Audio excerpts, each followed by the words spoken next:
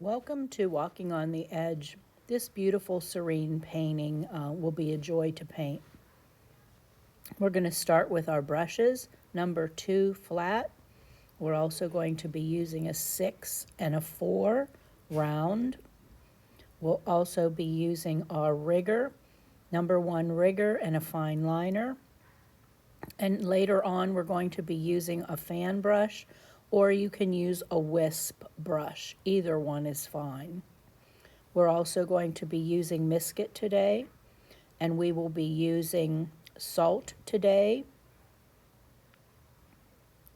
And we're also going to be using our sponge. So you want to have your sponge handy and available for you.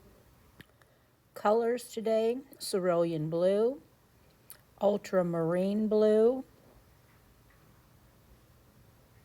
We'll also be using some indigo, which is your really nice dark blue. We'll be using burnt umber. We're going to be using some burnt sienna. We'll be using our usual black.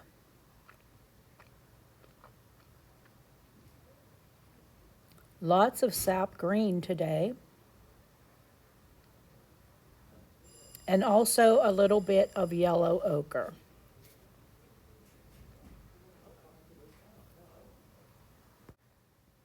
Now you can see the areas that I've misketed, mainly those light colored tall grassy weeds on the right side of your picture.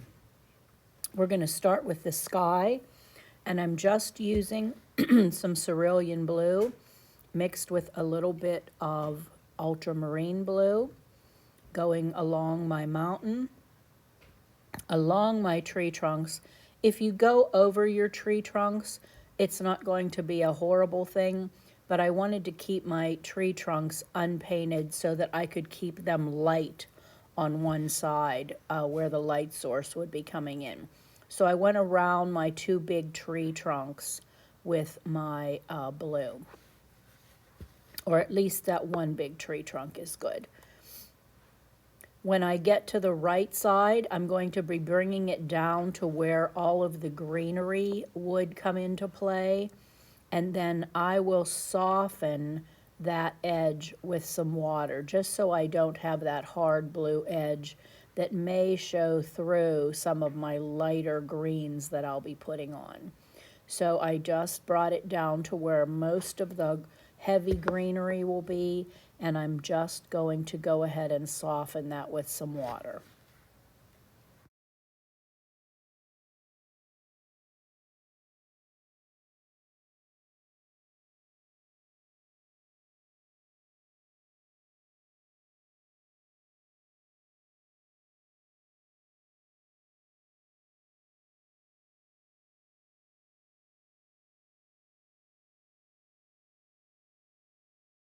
Now I'm going to take a Kleenex, and I am going to go ahead and brush out some clouds. I'm going to just swipe my Kleenex across my paper to give me that long, thin cloud, and then you can do some blotting also. If you don't want any clouds, that's fine, then you can just omit this step. If you'd rather have all blotted clouds, that's fine too, whatever you prefer for your sky.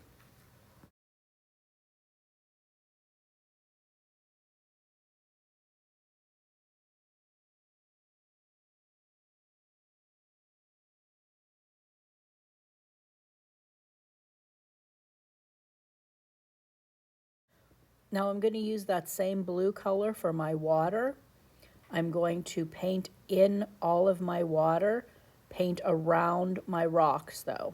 I don't want to paint over those because I want to keep them a nice light tan color later. So I'm using the same sky color. I will be adding some extra blues here and there, but for the general water area, that same blue color, painting it in, keeping it nice and wet so I can add extra coloring. Going around my rocks. Use your smaller brush to get in beside the rocks, around my big branches and my tree trunk area that you're going to see through.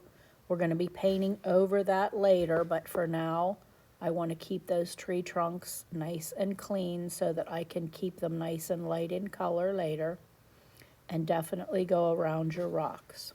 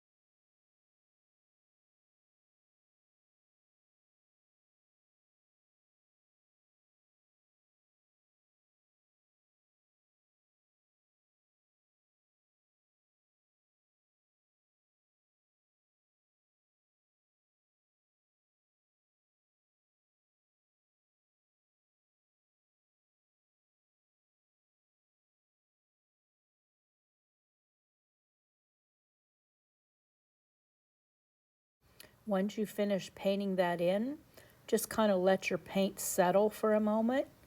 And then I'm using my indigo, and I am painting my indigo around the rock edges because the water, I want to look a little bit deeper and darker in that areas.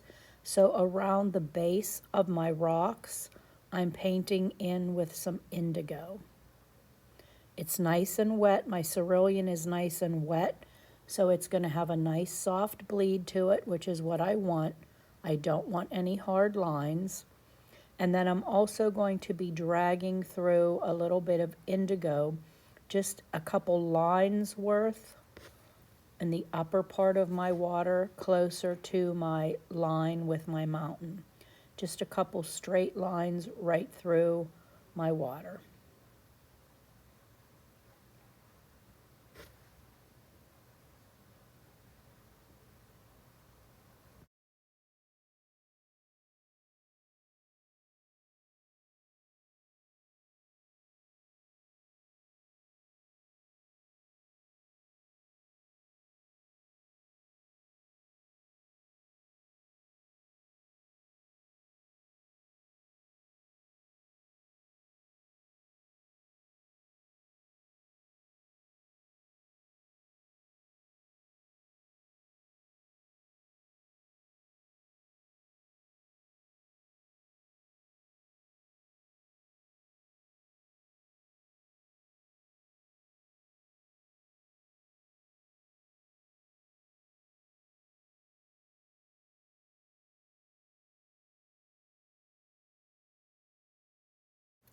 Now you want to make sure that your sky is nice and dry.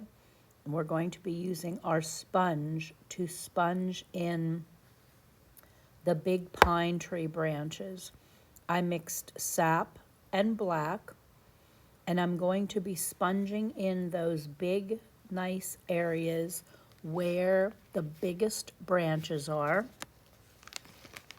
Make sure that your paint is dark enough, because if not, then it's going to almost be see-through, and you certainly don't want that to happen. So you want to make sure that it's dark enough so that when you're sponging it in, it will cover over your blues. Make sure that you are just touching the tip of your sponge to your paper. Don't press the whole sponge down, because you will just get a solid circular impression.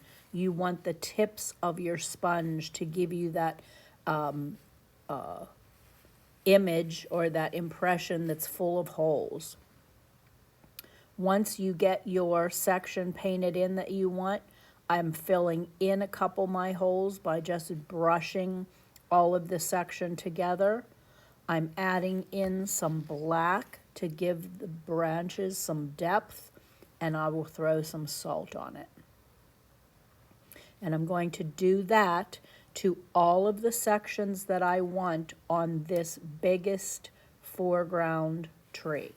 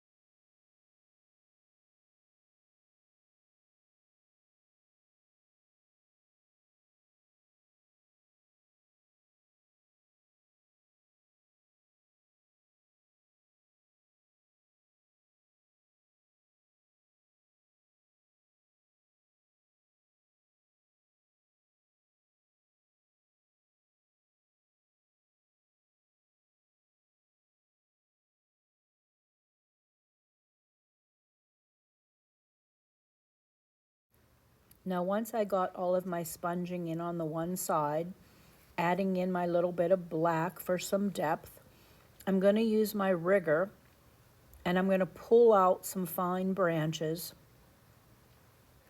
just because my paint is nice and wet now and I can do that. Just my little fine branches. I'm not worried about my big branches right now. These are my nice fine little branches that is holding up all of the foliage. Now we're going to be moving to the other side. You want to make sure that your branches line up. So if you have nice heavy branches and foliage on your left side, you need some of it to come off on the right side also, at least a little bit here and there. Once you do that with your sponging and you add in your little bit of black to give that some depth, you're going to do the same thing, add in a couple little branches. And then we're going to let that dry. Make sure that you salt some of that also to give it some nice texturing.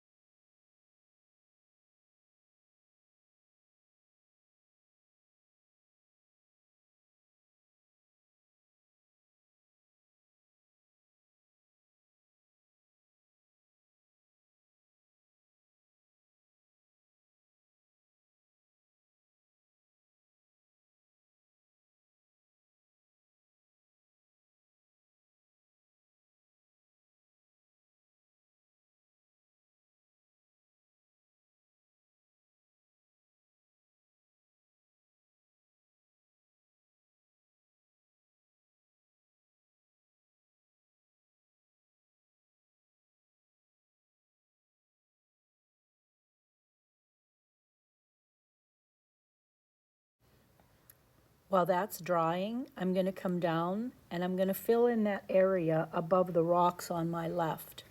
I'm just painting that in for right now and dry brushing it upward and outward so that I get a rough edge to it.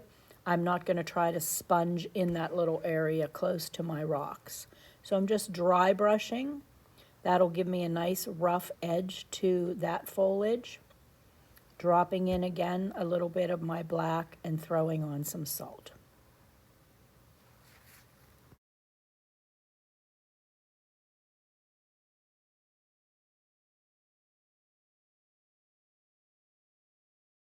Now, making sure that my tree is dry, I'm going to paint in all of my rocks on both sides.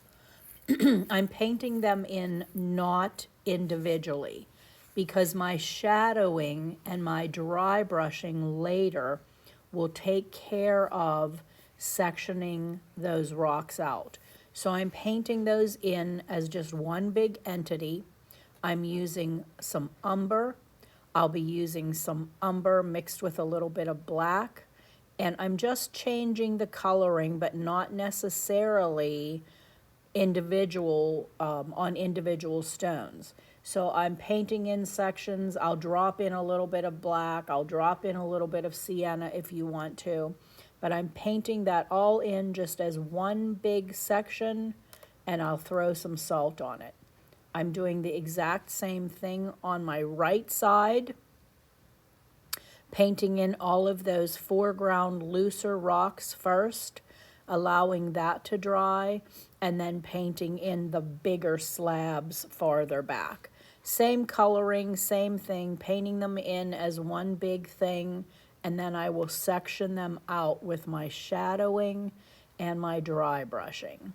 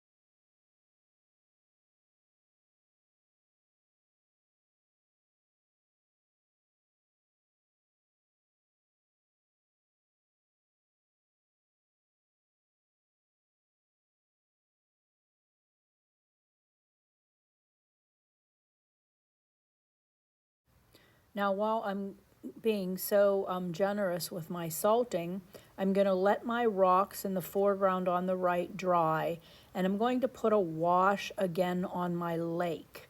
So I have just added some indigo to my already cerulean mix.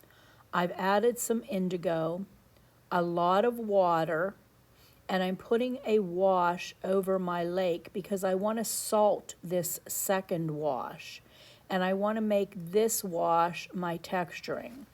If you want to know why I didn't just salt the first wash, is because if I salted the first wash, that would have taken me back to my white paper. I didn't want my texturing and my rippling of the water to be that abrupt. So I'm just going to salt this second wash, which will not show me my salting quite as clearly as if I would have done it on my first wash. So this salting will still give me that salting effect. However, it won't be so obvious, which is what I wanted. So I have a nice wash of indigo over my lake now. I will throw some salt on. I'm going to deepen the coloring in my lake with some additional indigo in the foreground where it's closest to me. If you don't want to do that, or if you already have some deeper color there and you don't want additional color, then you don't have to. But I am adding just a little bit extra indigo into the foreground of my lake, just to make it a little bit darker. And don't forget to throw your salt on.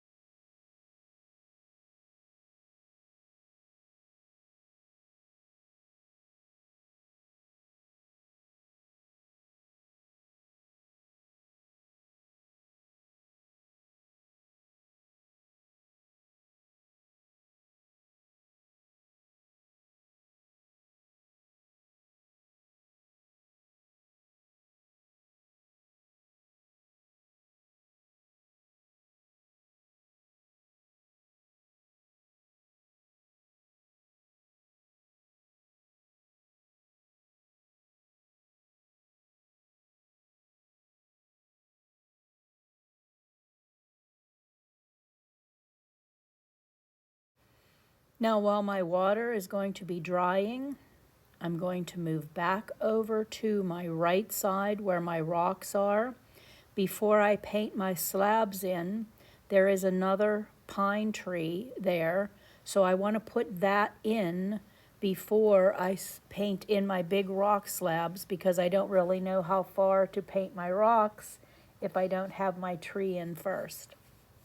So this is just going to be done.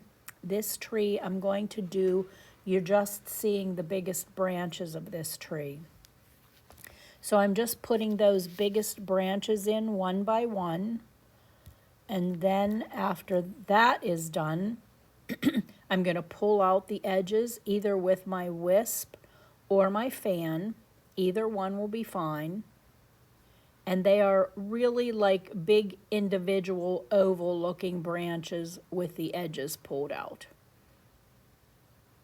That's how I'll paint them on. And I will pull out just some individual little pine arms.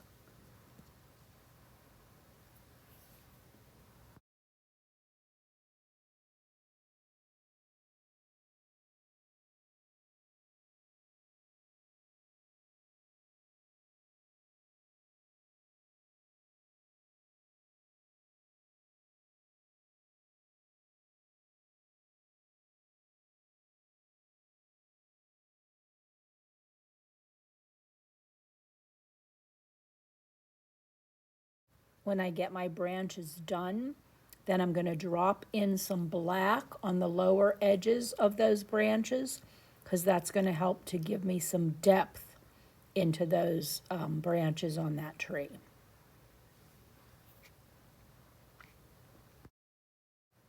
And while that dries, I'm going to paint in my pathway. Really, really watered down umber. Just painting it in, no salting, no nothing, just a light wash of umber on my whole path.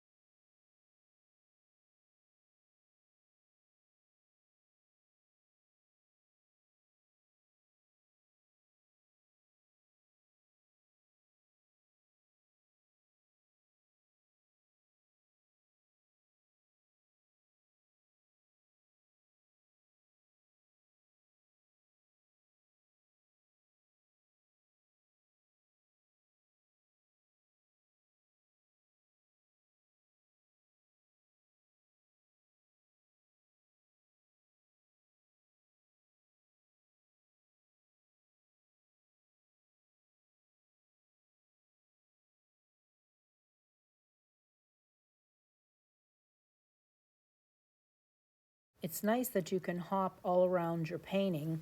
So now I'm going back up to my mountain, and I'm putting a nice light wash of sap green on my mountain. Straight sap, watering it down just a little bit so that I get a beautiful sap green, and painting the mountain in.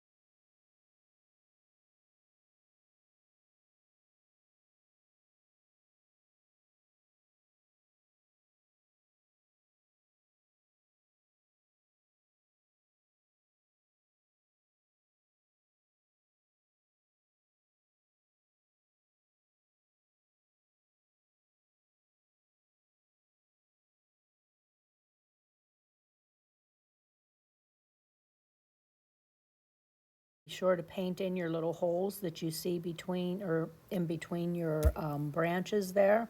If you have no holes, then you don't have to worry about that. But if you do, you certainly don't want to leave them white. You want to paint them in.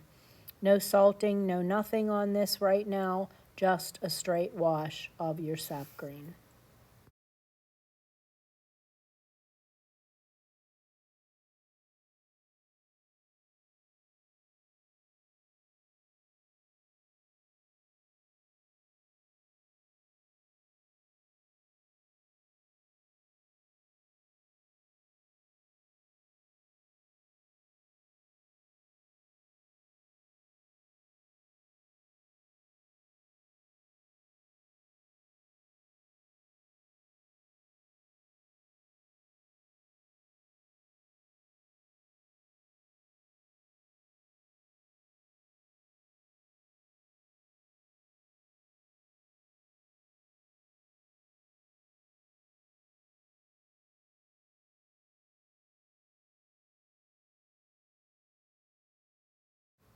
Now I'm going to start to paint in my background greens.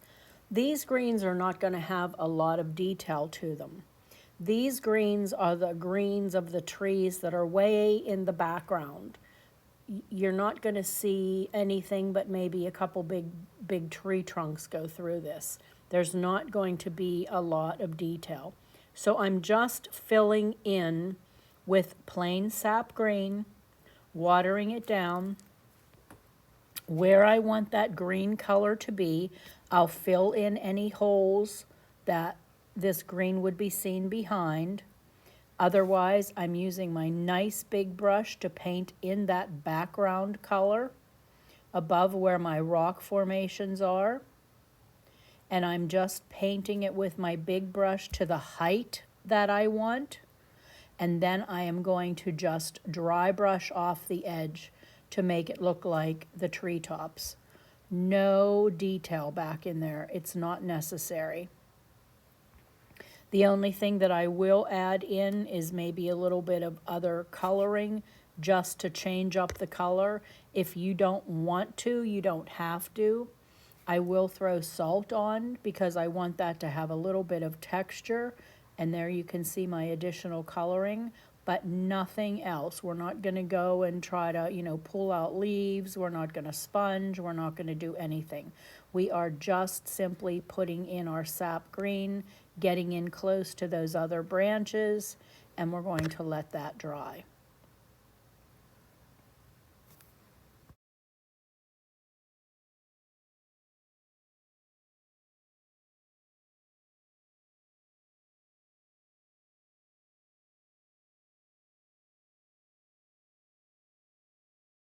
Now I certainly have to do something with my pathway, so I'm going to create, for now, some footsteps in the dust of the pathway, making just some ovals with some watered down black to form my path.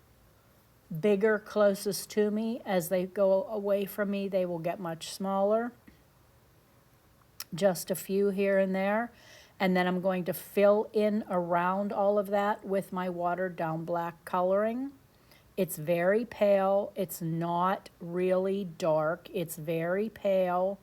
But this way, I'm going to show, at least for now, some very direct footsteps.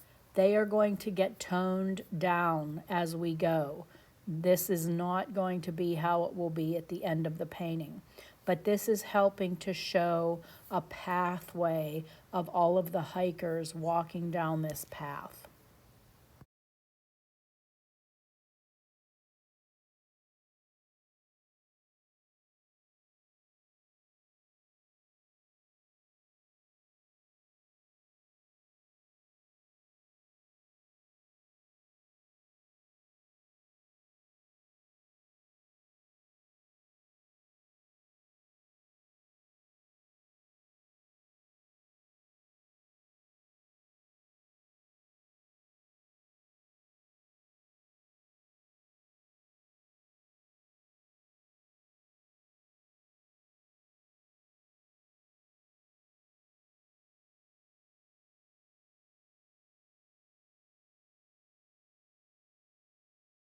I'm going to throw on some salt to this pathway because it's still nice and wet. And then I'm going to drop in some very wet, watered down black into my salt. Just from the tip of my brush, it's nice and wet. That way it's going to show some additional coloring in my path. I want to make sure that my path was nice and wet so that that color will dissipate nicely. And then that is going to dry. There will be additional washes, but not right at this moment. We will definitely tone down those footprints.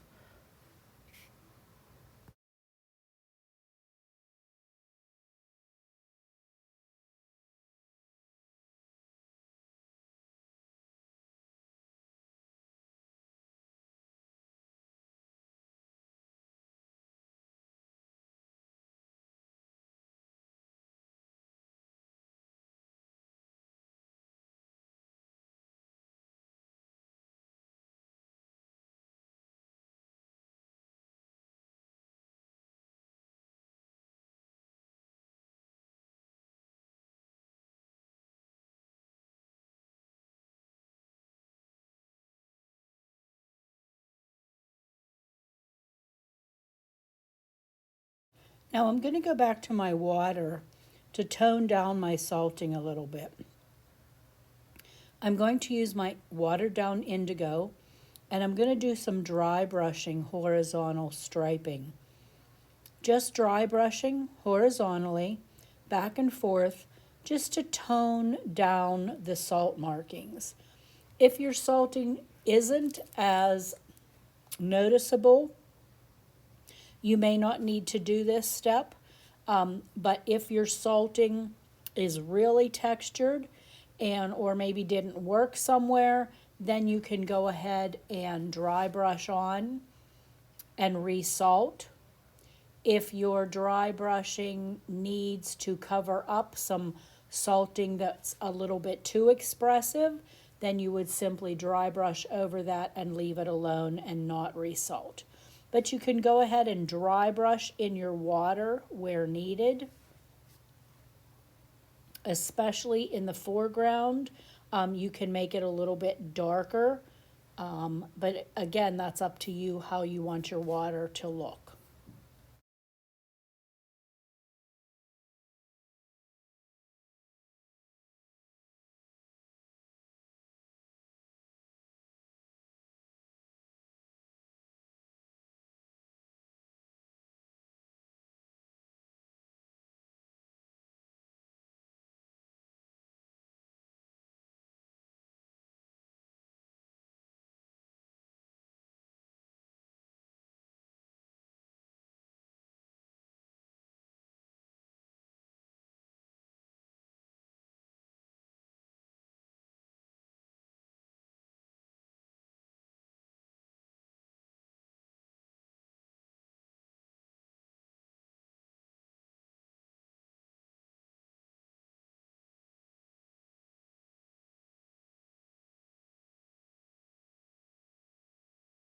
While my water is drying, I'm going to go back up now and paint in the rest of my rocks on my right side. If you've already done this, then fine, but if not, you can go ahead and get those painted in. Again, you can just paint it in as one simple singular entity because we're going to be sectioning them off with shadowing. While that's drying, I'm going to go back to my mountain and I'm going to put another wash of my sap green on my mountain.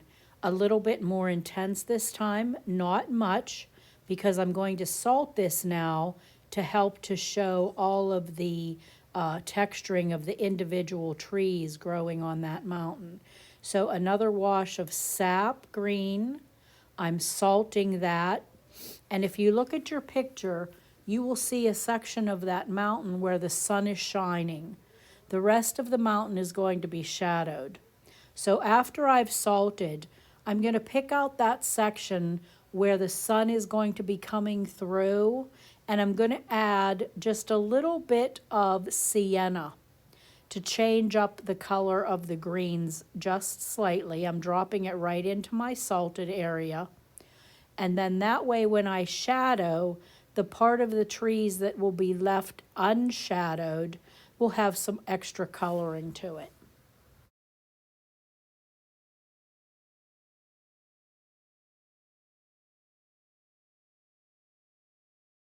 Back down on my path area now, I'm going down and putting a wash of umber mixed with some black, water that down, and I'm putting a wash over my entire walkway because I want to kind of make those footsteps a little bit less noticeable. I want to make them more subtle.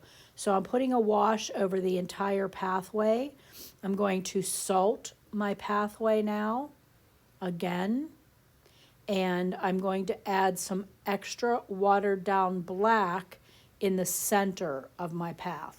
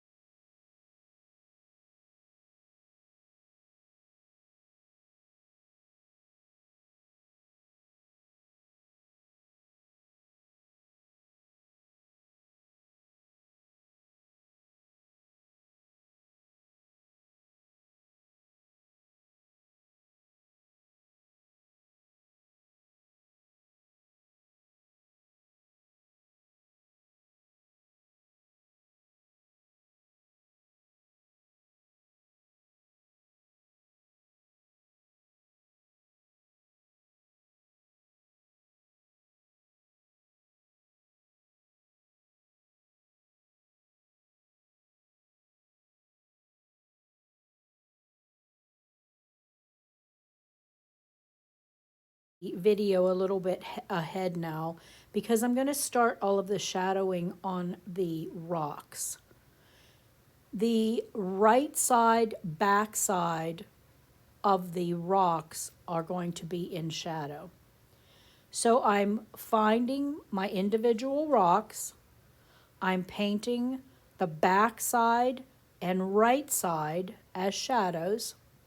I'm going to do that on all of the rocks, and then I will go back in and do some texturing and soften some additional shadows and deepen some additional shadows.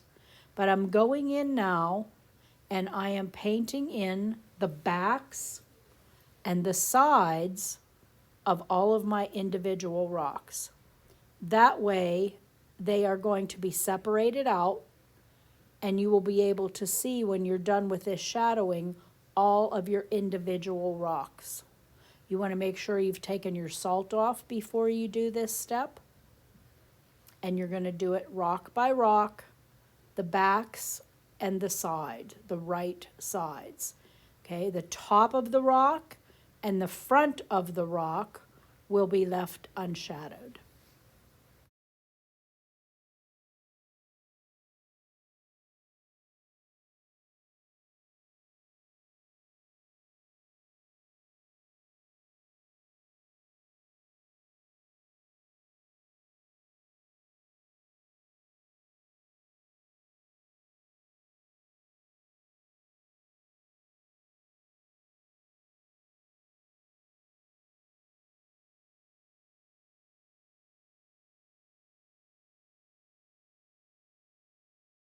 Time consuming, but definitely worth it. Once all of your rocks have your backs and your sides painted in, I'm going to go in now and do a little bit of dry brushing on the fronts and the sides and some of the tops, just to make my rocks look a little bit more textured and rough. They have been salted already, so there is texture on them, but I want to roughen them up again with that dry brushing. So I'm using my watered down black. My shadowing has to be dry before I can do this step, but I am going to do some dry brushing on both the sides, some of the fronts, some of the tops. If your salting really worked well on a specific rock or two, you don't have to do this, but I wanted to just make my rocks look a little bit rougher by putting in this watered down black. The watered down black isn't so much a coloring of the rock, it's shadowing, showing the roughness to the rock. I'm going to put in my additional trees after this step. My additional trees that are going to go over my background trees are being done with a fan brush. So I'm going to get my fan brush nice and wet with sap green mixed with some black. My fan brush is going to be done using the tips of my fan and going horizontally back and forth to create the pine branches.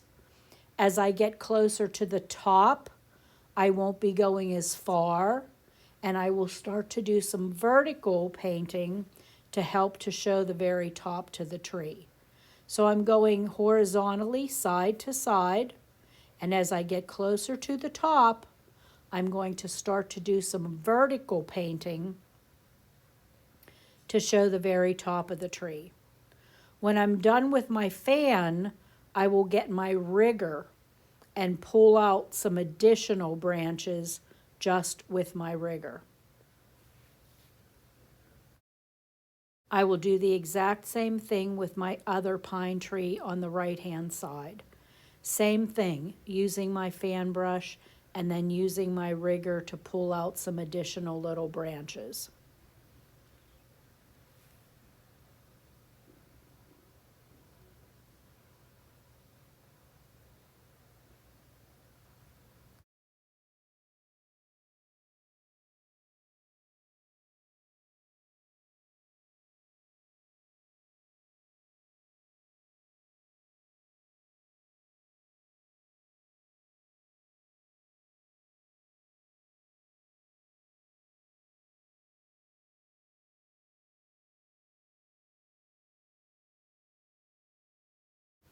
Now that branch that's hanging down from the top, that would be a tree branch that is really close to me.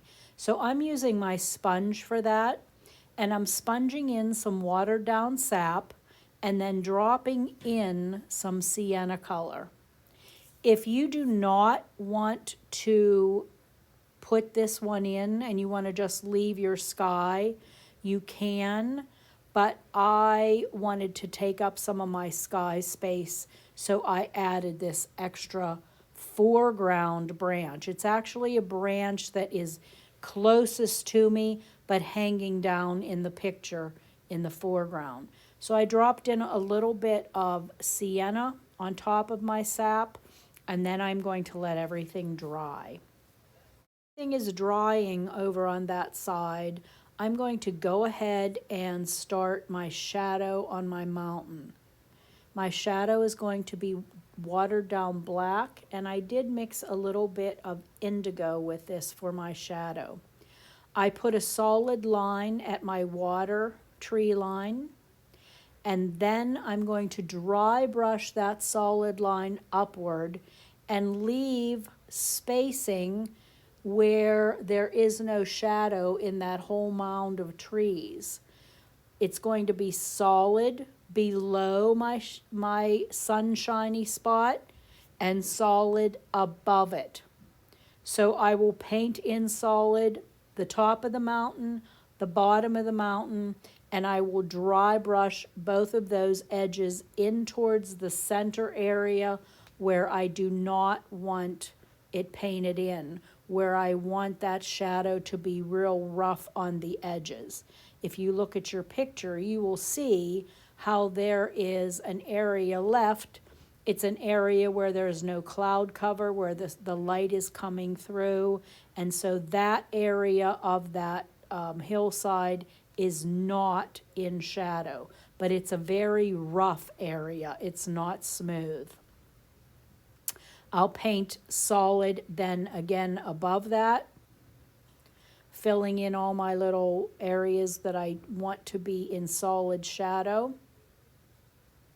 And then I will also go along the very top of the mountain once it's painted in and very slightly dry brush upward so that the edge of my mountain is also very rugged looking. But I'm going to paint in my solid shadow first, and then I'm painting in the very edge of my mountain to make it look like the trees have grown up, and it's a very rough edge, but that's all in shadow.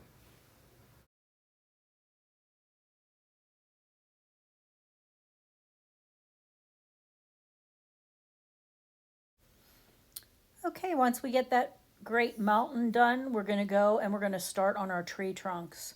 The tree trunks we're going to be doing with a mixture of umber mixed with a little bit of black. Want it to be really pale in color because we are going to deepen the right side of the trunks, shadowing them a little bit with a little bit of black. So we don't want the trunks to be too deep in color, especially the left side of the trunks, because that's where the light source is coming from. So umber mixed with a little bit of black, water it down. You're going to paint your tree trunks those colors, and then up the right side of the trunk, we'll run a little bit of black up that side to deepen the right side, because that would be the shadowed side of the trunks. The trunks that are going to be done in the distance, you can just simply use your umber mixed with some black and paint in those trunks. They're going to be much thinner, don't have to do any detail with those. I did salt my foreground trunks.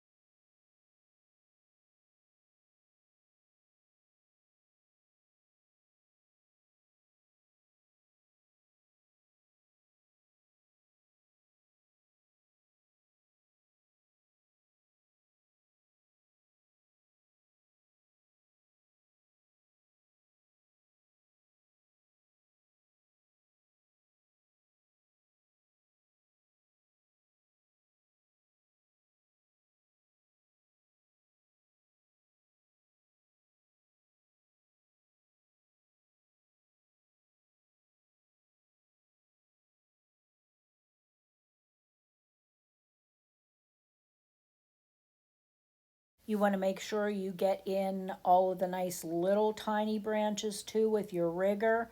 There's just not trunks, there's branches. Get some nice fine branches in there. Not overdoing it, but the more little branches and that you have, especially in the foreground, the more interesting it will be.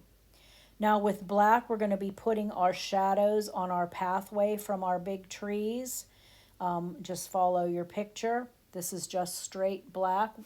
You can water it down slightly, but it goes across the pathway and up the rocks on the right. So you want to follow your picture for that. Then there are shadows from the rocks on the left. They come out onto the pathway. Again, you're just following your picture for that. But this adds to the interest of that pathway. Makes it look great, makes it look really interesting. Watered down black again, and your shadows for your rocks, for your few rocks, the big rocks that are standing up, and your tree trunks.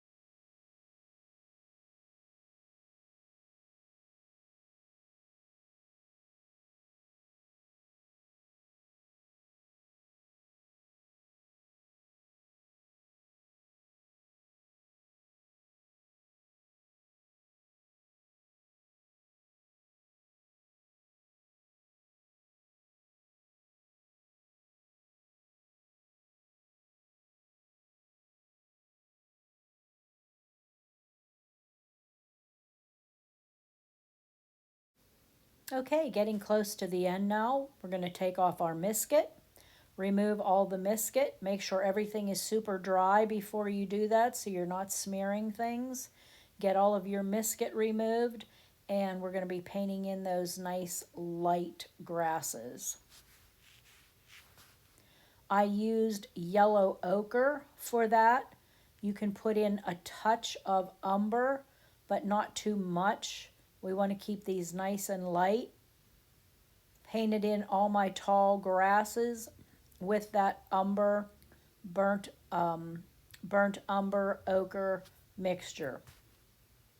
Nice and light in color. Once those are nice and dry, then we're going to go back in and put a little bit of detail to those. But the ones up on those rocks, yellow ochre and umber, paint those in. The greenery down on the pathway, I'm just using a light sap, and then I'll drop in a little bit of black here and there to just show some depth and salt that. While your grasses are still nice and wet, I dropped in some deeper umber and a little bit of black at the base, just so that it could, of course, show some depth of that thick grass. And then I just slightly moved it upward into the grass, but I don't want to lose the darkness in the base, and I definitely don't want to lose the lightness in the tops to the grasses. So be careful with that.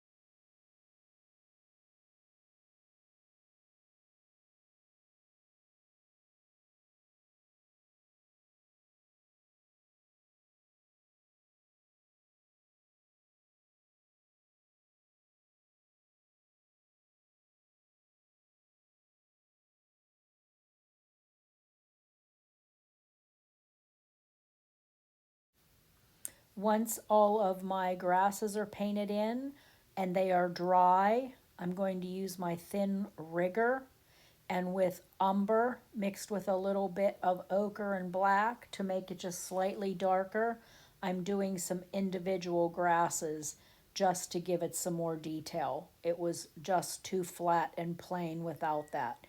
So I'm giving it a little bit of detail and then we're going to be done. It's a great picture. Very, very serene. Wonderful, wonderful colors. Just a great picture. What can I say? Hope you enjoyed painting it. And as always, happy painting. And thank you, Jackie, for the picture.